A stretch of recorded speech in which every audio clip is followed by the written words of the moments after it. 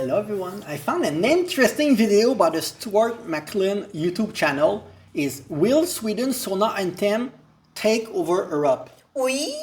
I have an opinion about this, but I want to see what he's gonna say because maybe my opinion will be controversial. I'm not sure, but let's react. Let's get started. Against all expectations, Sweden has decided to mix it up this Eurovision. Instead of sending a returning winner to this year's contest, the Swedish public and the international juries chose Kai, a comedy trio from Finland, and their sauna anthem BARA BASTU.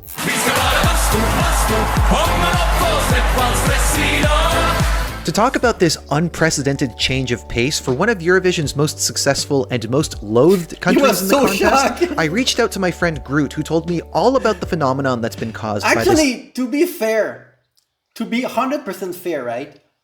I think if it was another country like Finland, like Norway, like even Denmark or whatever, another country, it would not be a big surprise that they win. I think it's because it's Sweden that people are surprised. Because Sweden don't send that kind of act usually. I think that's where the surprise comes from, right? That it's Sweden that sends this act. Like it looked like something Finland would send, you know, or other country. So I think that's why. Underdog musical group. So if somebody told you, let's say like a month ago, that Sweden would be sending a comedy trio to Eurovision with a song in Swedish, and not only that, but they were going to choose that song over a returning winner, how would you have reacted? Yeah, that would just never be the case because everyone is so in the know of that's just not the way we do things here. And I mean, even if Sweden would gather behind a comedy act and want to send that, the juries would always like step in and make sure that, okay, it's not going to happen. It's going to finish second and everyone's happy, but it's not winning. But here we are. It was interesting because both Måns and Kai had participated in the same heat, the fourth heat, and Måns was the first to qualify, which was super expected. He ended up getting a perfect score, 12s from all the age groups. And then, of course, Kai was the second to qualify in the second round of voting. But what we saw after that was that their performance did much better on YouTube than Måns did. What was your impression of how people were reacting to that first performance? I think the main thing that's very interesting about it is the fact that Kai kind of came out of nowhere.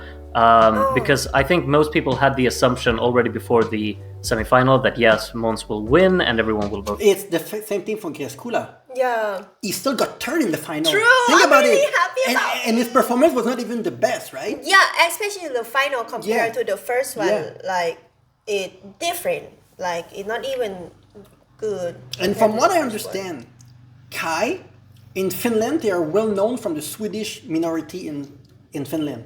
But they are not known from the people that speak Finnish because they sing in Swedish mostly in Finland. And even I think people in Sweden, I think some of them know them, especially the one that live near the border. Yeah. But I'm not sure that all across Sweden they are well known. I think it's mostly the people that speak Sweden in Finland. I think that's what people told us. I mean, I'm probably wrong again, but that's what I think. For Måns because we love Måns, you know. But then what happened after the show? Because then you only heard BARA BASTU, of course, once. But the further along you came, and you realized, like, okay, everyone's actually getting obsessed with this song because it's a huge phenomenon in Sweden. I can't even express like how big of a thing it is. Then you realize more and more, like, okay, people are sharing it, people are talking and spreading the message, and everyone's getting more and more obsessed with it. So this gradual increase in popularity really put the shift on what the favorite was for Melodifestivalen, I suppose. And how about for yourself? Because obviously you're known as having a lot of musical knowledge. I'd love to get your take on BARA BASTU, what you thought of it when you first heard it, and what you like about it. It's one of the... just one opinion that I have about that. One of the reasons why they did so well also is that they are not from a big music label. So it's very easy to react to them without fear of copyright. There's a lot of songs on YouTube that they have people put subtitle on. Everyone can react to it. They make funny parody of Netun Derma, for example, Nissan something that reacted to. Yeah. And copyright is so easy because they are not under a huge music label. So it's very easy for everyone on the internet to buzz about them. Versus someone like Måns, every time that you react to something from him, you need to go through loops just for the video to go public because he's under a big label.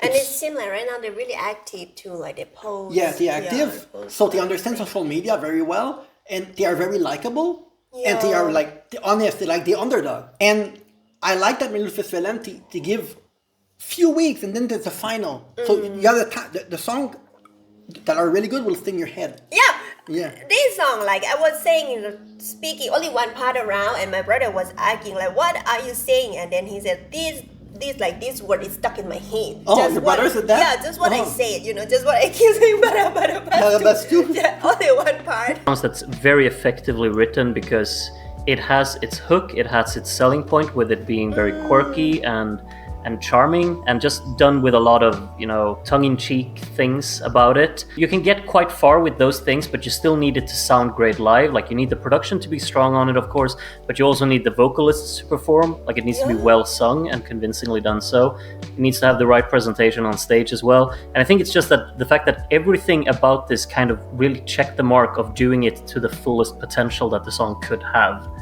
And that's probably the main thing about it, because I think there's a very clear divide between a song like BARA BASTU and a song from Samir or Victor, let's say, who of course are very popular and very famous for having fun songs, but they're not the strongest singers, so they were immediately kind of disregarded by jurors and such. Meanwhile, Kai definitely, deliver in both areas. It's a lot of fun, it's very creative, it's very out there, but they also perform it very, very convincingly and quite professionally as well. Well, with all that said, I have to wonder, at what point, or did it at any point, seem at all possible or likely that Kai was going to win? Or was it just right in the moment when it happened? I mean, not really, to be honest. People were definitely getting the excitement up, like, okay, is it possible? Is it actually possible? But everyone was like, no, it's not possible, because we do have the juries. So I think a lot of people were... Everyone thought that they're going to win the public, right? But they thought they were going to win by like 10 points, 20 points. And they won by about that, right? Yeah. The difference is that they did not lose the jury by as much as people thought. So basically, the public did their job, what we expected. It's the jury that surprised people. Yeah. That's basically it. And we cannot predict the jury. So I think that's why. So it's a surprise only because of the jury. It's not a surprise by people voting. Kind of in the having the feeling towards the final that, okay, Kai is probably going to win the televote because it's the viral success. It's huge. It goes on Spotify so heavily. It has the most views on YouTube and whatnot. But I think everyone was just kind of understanding of the concept that, okay, we're not going to send the comedic act because we have the juries as well. The last time Sweden sent a comedic act was in 1986. So that says a lot about this whole concept. We're not used to it. Those attitudes have also really echoed into the international fan base as well. And, there's a lot to be said about how the international fans are receiving this and how the international fans receive Sweden in general. The tendency for Sweden to lean into mainstream pop, how that has led to a fair amount of negativity around Sweden's participation. With this, we're seeing like so much excitement and any of that resentment that existed before, it seems like it's not there at all in some ways.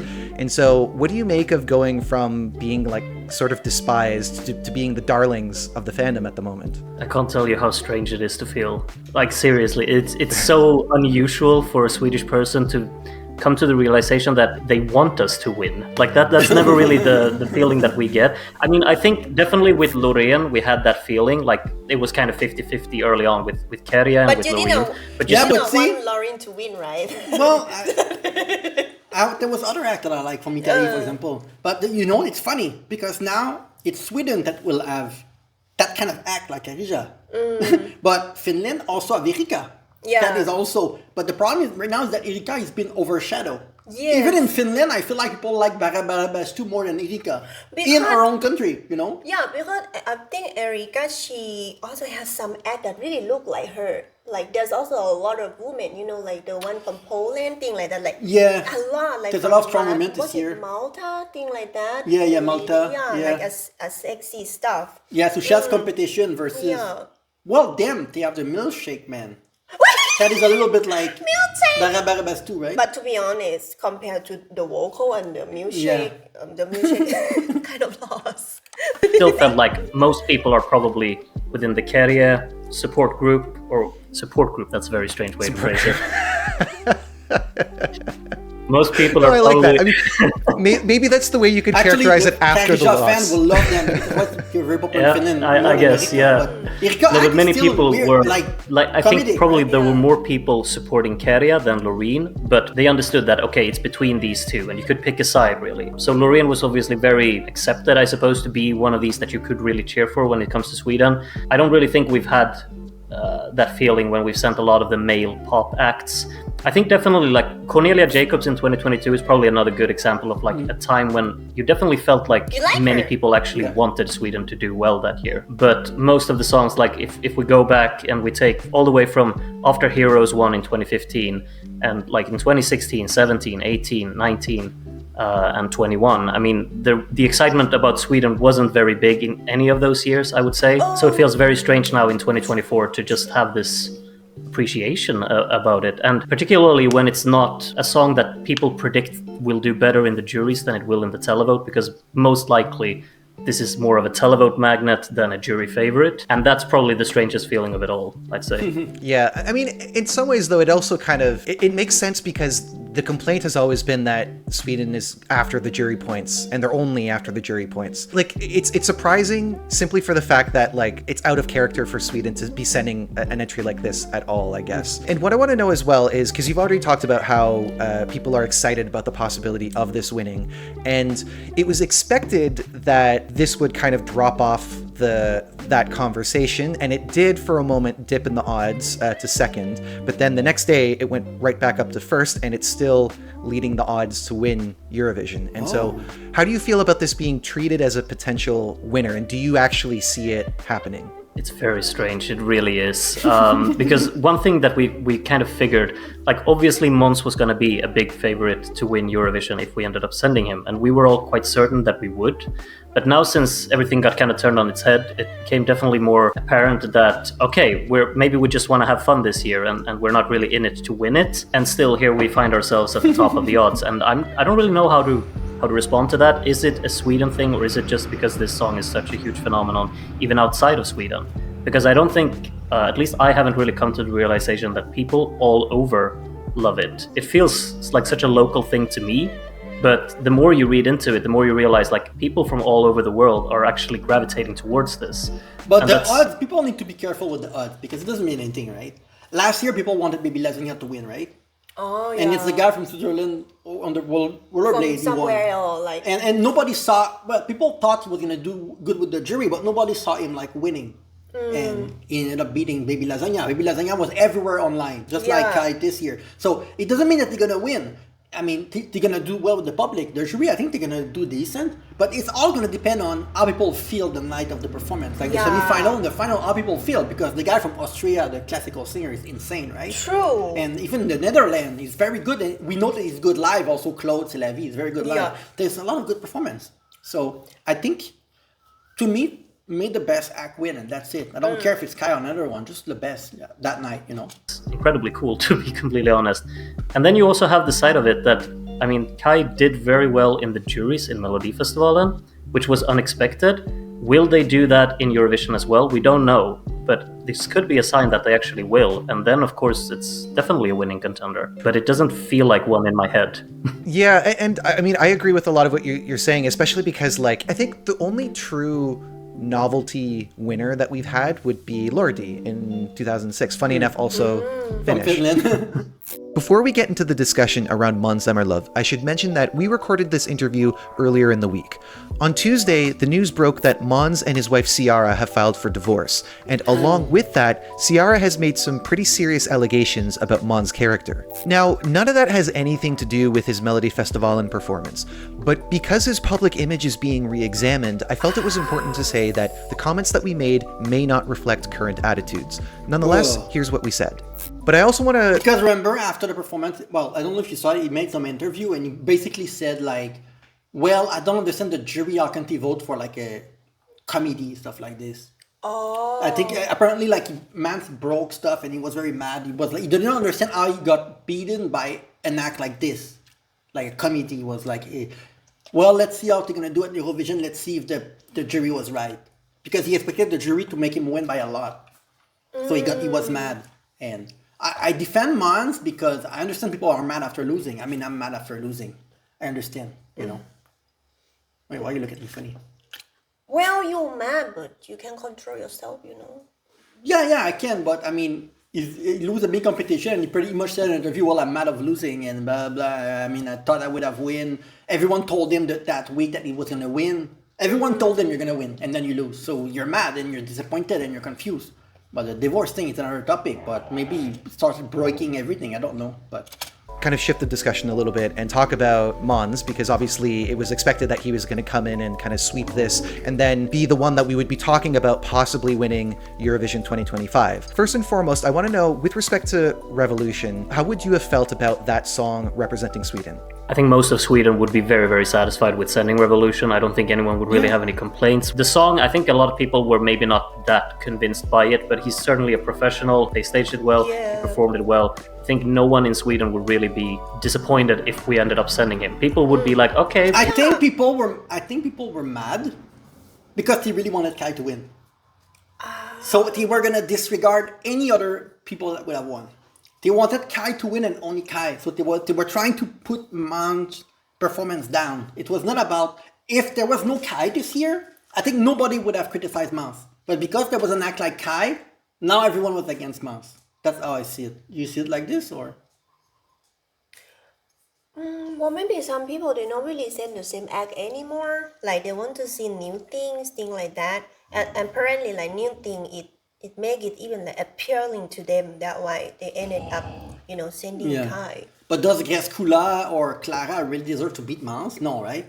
That's why people... Mons has he's in the top two. Like, that's why. The vocal and everything, energy, everything is like the best. So it's really because Kai was there that people wanted Mons to lose. It was not about Mons. It was about, we like this one more. That was, to me, this was it. We wanted Kai, but Mons is like the second best thing we could do, really. I think that's the general opinion. Yeah. Do you think that in some way part of Kai's success was a reflection of how people were not as warm on Revolution? That could be it, but I think the main reason really is the phenomenon that Kai is. He's right. That is exactly what I said. The hype from Revolution never really disappeared entirely like that. The main thing was always because I think Mons got a lot of votes from the public. He got only like 8 or 10 points less than Kai. So he got a lot of votes. So the problem was not his song. The problem is that people were really into the Kai train. Groot is 100% right. You really understand what's going on. Kai is absolutely blowing up, and that's the reason they won. Of course, another thing that has been a development of Mello this year is Mons' reaction to not being the artist that would go on to Eurovision. A lot of people felt that he didn't take the loss very well. Specifically, there were some remarks that he said about how he was surprised that Kai was supported by the jury, even though, yes, like Mons won the jury vote, but Kai was behind just by 2 points, I believe. And he said something along the lines of, we'll see if the jury made the right choice in May. So what do you make of his reaction and the way that it's being received by other people? I understand both sides of it personally. I mean, he is a competitor and he was in it to win it for sure. I don't know if you can really just claim that it's a heat of the moment thing, because maybe he still, stands by every single thing he says. But it's mostly just a reflection of the fact that he is so incredibly competitive, and I think he's kind of lived inside this bubble that, okay, he will win. He definitely went into the final with that mindset, and the odds were speaking in his favor. And he obviously has compared it to a football match, and losing a football match, you get upset. And I think that side of things is understandable, but I also see the fact that Melodifestivalen is still, at the end of the day, a very wholesome place where people are, kind of gathering around the same thing and just enjoying the moment. And I think that if a competitor has a little bit of a sour attitude after losing, people will kind of lose that utopia feeling about it. Of course. I don't know if that makes sense. I can see what you're saying as far as there's a lot of attention towards this. It's this thing that, everybody looks forward to, and ultimately it's supposed to be about, fun and music and all of that. And when him and others that we'll talk about as well, they have such a competition mindset, it seems like they live outside of that feeling that everybody else kind of gets from it. Is that sort of what you're getting at? I think that's kind of fair to say, to be honest. Like, a lot of people, they're just disappointed, but some people have definitely gone after him because of what he has said. And I'm not sure if it's actually that extreme. I think at the end of the day, he's probably pretty happy with Kai winning now upon reflection, and he's obviously made posts or content along with Kai after Kai has beaten him. So I really don't think there's that much in it between the artists, and I'm not sure if Kai are particularly offended by anything that Måns has said. I don't think But they're you'd have offended to at ask all, them. honestly. So we touched upon the response of other artists as well, and a few that come to mind, Jan Lundvik and Clara Hammerström, some of the things that they have said. Can you summarize what I've never comments heard they've of- had I about don't know what they said. Kai winning? I mean, it's just been a bit critical. I mean, mainly from Jon Lundvik's side, he's just very much comparing the fact that Melodifestivalen isn't what he thinks it is. I think is really the main content that you can take out of this. Really? This guy. What's wrong? He was not. John Lundvik was not even good. He's lucky to have so many points in the final. His performance was not bad in the final, but he was nowhere good as his last entry in, like, I don't know. He was not. He was not one of the contender, and he still got a lot of vote. He should like. Shut up, people when they had won before a court, they can have that mind. Like, it's really difficult for them to lose to something when Yeah. there's a new, like, what is it? A new thing that they have to do. But like, he had the most boring ballad in the universe. Why is he like if people tell him like your ballad was boring, is he gonna get upset or what? It's not like, you know. that's true, especially if you are an artist. But for me, his vocal is still good. Yeah, Even his when he vocal is speak. good, When but- he speak, like, his voice is so nice. Like, at least Mouth was so much better. He has a way to complain. Yeah, but that- he was never gonna win, so I don't know why he's complaining. Interview, I think that he's maybe a little bit lost within a typical mind frame of what Melodifestivalen used to be, Maybe and has he a bit of a lost hard so time much. accepting that it could be something else at the same time. When you listen to the interview, it doesn't entirely sit right with me when I listen to it. I understand his point of view for sure, because again, he's also very, very competitive. He's won this before, and he has an idea in his head of what Melodifestivalen is to him, and that's what he wants to be a part of. Now, he doesn't really feel like he belongs in what Melodifestivalen ended up being this year just because of the result. And you could think what you want about that, having that kind of point of view or opinion, but it obviously leaves a little bit of a sour taste as well. When it comes to Clara Hammerström though, I think the comments were very vague in a way, because she was so excited in this interview where she was kind of grabbed by a reporter and she claimed like she won because she was the best of all of the female competitors and whatnot. But then you got the comment coming out like, it's a man's world, what can I do about it? And then you kind of feel like, what is she? She was terrible in the final. Remember? Her voice cracked 3 times. We reacted to her. I did not even publish a video because I thought that it was bad. She got 4th place. Just like with Gresgula, if she had performed like the semi-final, she could have like even got 2nd place behind Mouth. But yeah, she you was said not. like she can win. I think you agree to that. She was not really good in the final, right? No, a lot of people wasn't good. Maybe Yeah. they were nervous, like they think too much. Her voice was not punchy. She didn't perform fully. She was too nervous. So why she complained too? I'm confused. She trying to say, because it's very vague and we don't really know what she's referring to. She considers herself a winner. She was very excited about it. But again, it's just a very strange comment to throw out there. Are you implying that we always pick men winning the competition? Because, I mean, we've been criticized of that before, but clearly 2 of our most successful recent results in Eurovision were from Cornelia Jacobs and Loreen. So I'm not... It's very, very strange comment that I still haven't really been able to wrap my head around what she's trying to say with it. Amongst those comments that some of those artists made, they had kind of alluded to this possibility of Melo changing for the future. Do you think that any of those fears of theirs are valid? Maybe we'll find more comedic acts actually taking part in Melfest. Not necessarily I wouldn't winning. be surprised if Yeah. that was the case, because people want to find like the next Kai and whatnot. However, I just think that the surprise factor and the whole concept around what Kai did with BADA BASTU, that it came out of nowhere, it just surprised everyone and it got everyone invested in it. I think that's really what pushed them over the line. I think if we get another humorous act coming in the next year, it could easily just be, you know, kind of a parallel to Kai, like people would compare the two. And I'm not sure if it would be equally as successful. Of course it could happen, but I don't really see us completely deviating from the expected results in Melodifestivalen as well. We would probably still have a lot of polished pop songs competing in the final, and most likely one of them will win next year. But one who lives will find out, I suppose. Thank you, Groot, for your insights as always. If you enjoy in-depth musical analyses, Groot's channel is Yeah, a must. Groot channel. Check out the link. It's really good. Yeah, I think I agree with everything he said, honestly. I think he understood very well what I was thinking about, like the whole thing. I agree with him, actually. Yeah, Yeah. that's really nice. Yeah. So whatever happened in the future, it happened. we have to see the final day. Yeah, we need to see next year before complaining that it's changing, you know? It's only one time. We had ballad for ever on the show. Like, you know, Marcus and Martinus last year, was this really the best act to go? I don't think so. I think that this year it was, but not last year. So, Yeah, last year kind of disappointed a little bit. yeah, so thank you for watching. Suggest us more video by Kai. More coming soon, actually. And see you very soon.